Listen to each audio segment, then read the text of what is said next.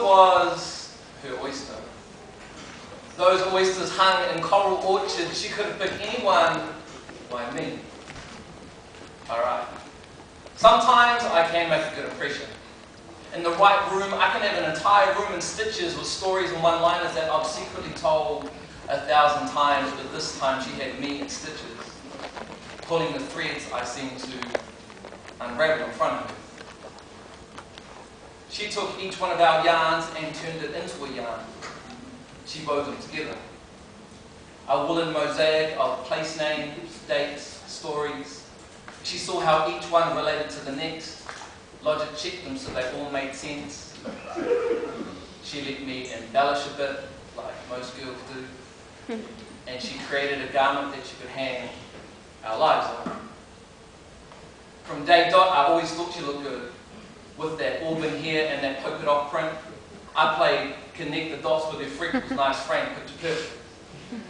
She never thought she was funny enough, or dark enough, or tall enough, or smart enough, but she didn't have to be the best anything to me, because all she needed to be was mine.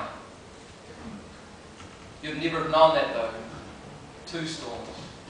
I hid behind those nonchalant texts, keeping cards close, abbreviated code words to say face in front of my bros. I text maybe, that was code for yes.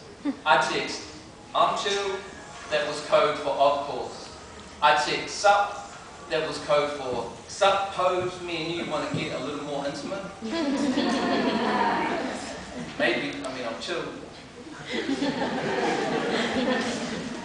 And then I fell off balance, head over heels.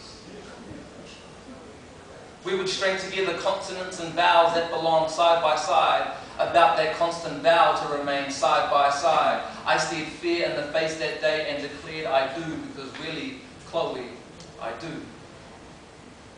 In sickness and in health, in good times or in bad, for richer or for richer.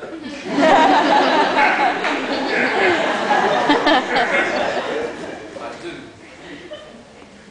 Now, whenever we have a mean scrap, or a mean laugh, or a mean yarn, I collect those stories like a yarn of wool. One day we're going to tell all of our kids, all 25 about them. And they're going to see how each story relates to the next. They're going to logic check them so they all make sense.